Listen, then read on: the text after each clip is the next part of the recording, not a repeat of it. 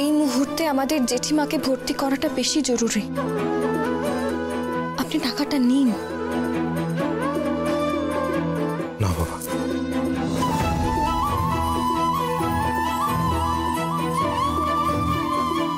এই নেই, পুরো 10,000-ই আছে।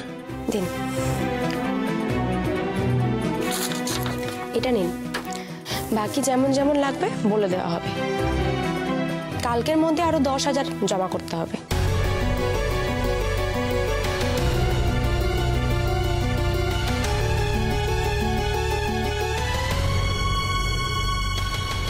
বাবা বাবা, তুমি একদম চিন্তা করো না, আমি দাদাদের সঙ্গে কথা বলবো, ওরা কিছু কিছু করে দেবে, জেঠিমার চিকিৎসা ঠিক হয়ে যাবে।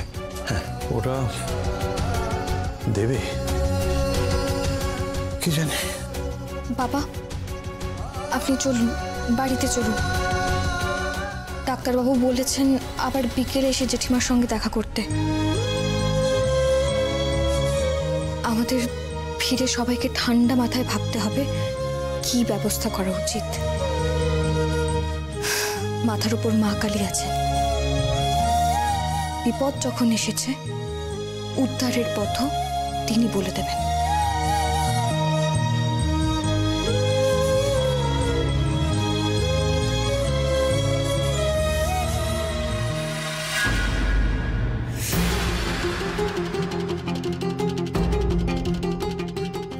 তোমার সমস্যাটা কি বলো তো অনি?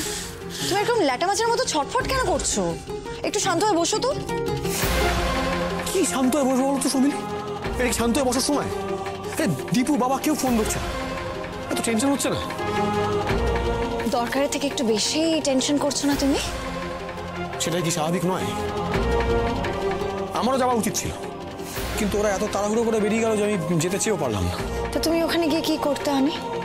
কি করতে? তুমি তো আর ডক্টর নও। দীপু নীলা ওরা তো ওখানে গেছে, ওরা সবটা সামলে নেবে। তুমি একটা কাজ করো, তুমি নিশ্চিন্তে একটা ঘুম দাও। আচ্ছা, কি বলতে চাইছো কি বলো তো সুমিলি? এখন শান্তিতে বসার সময়, টেনে ঘুম দেওয়ার সময় না, তার সাথে সাথে তুমি টেনশনও করো। আমি তো আর বারণ করছি না। এই দীপু, এই ফোনের দিকে একবার আয়। বলছি শোন না, জেঠিমা এখন কেমন আছে? কোনো রকম কিছু অ্যাডভান্স দিয়ে হসপিটালে ভর্তি করা হয়েছে, কিন্তু আরও লাগবে। বাবার কাছে কিছু নেই রে মিস্তা। আচ্ছা বলছিলাম, তোদের থেকে কিছু হেল্প পাওয়া যাবে?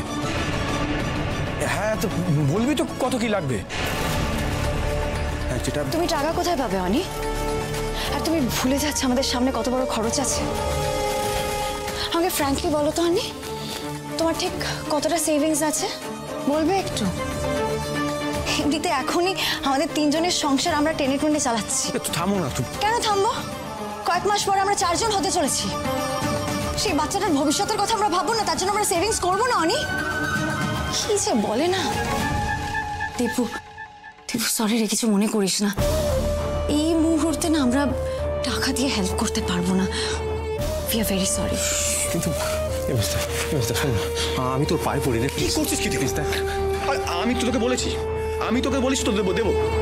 মিথ্যে আশা দিও না অনি, যেটা পারবে না সেটা করতে চেও না। রিচু বৌদি, আমি তোমার কাছ থেকে ধার চাইছি। দেখো, এই সিচুয়েশনটা কাটতে দাও, তারপর যেখান থেকে হোক যত তাড়াতাড়ি সম্ভব আমি তোমাদের টাকাটা দিয়ে দেবো, আর আমি শোধ করে দেবো। ধার নিবি?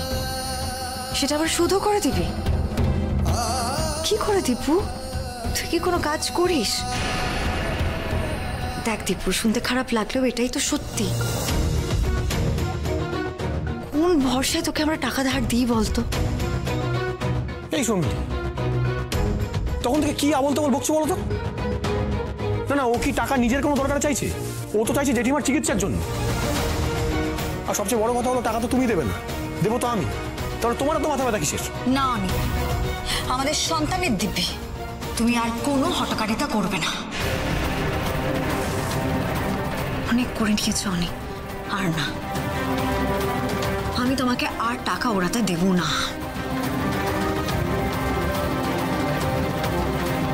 থাক মিস্টার, আর কিছু বলিস না। আমি দেখছি কি করা যায়। শোন না,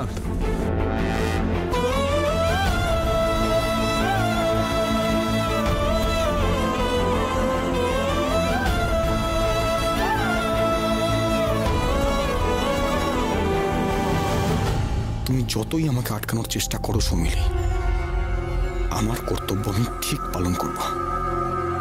কাজটা ঠিক করলে না, একদম ঠিক করলে না।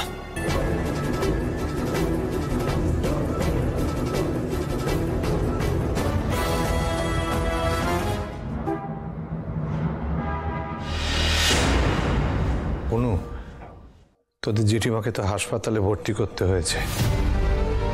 আমার যা জমানো টাকা ছিল তার সঙ্গে দীপুর টাকা মিলিয়ে 10,000 দিয়েছি। আজকে আরো 10,000 দিতে হবে। তুই একটু দিয়ে দে না বাবা।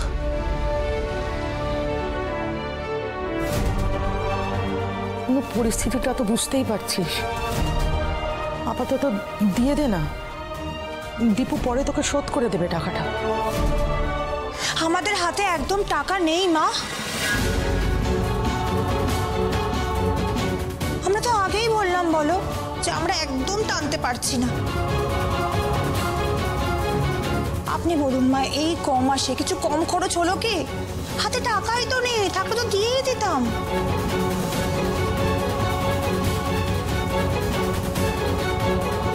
বাবা, মেজদাও টাকা দিতে পারবে না এখন।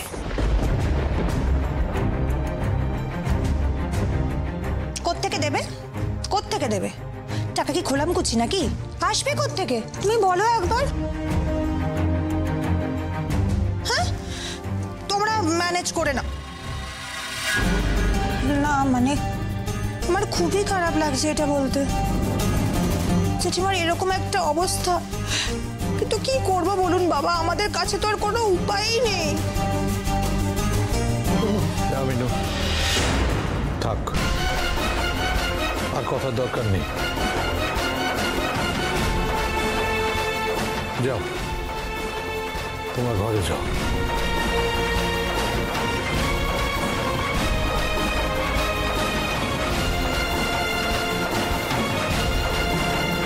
বাবা, হসপিটালে তো এখন আরো অনেক টাকা দিতে হবে। এরপর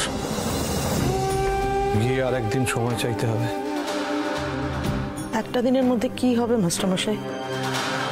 পরিস্থিতি কি বদলাবে? বদলাবে না তো মাস্টারমশাই। আমার এই চেনটা বন্ধক দিয়ে যদি... না না, ওসব চিন্তা করো না, আমি দেখছি কি করা যায়। দরকার পড়লে হাসপাতালে গিয়ে হাতে পায়ে ধরবো।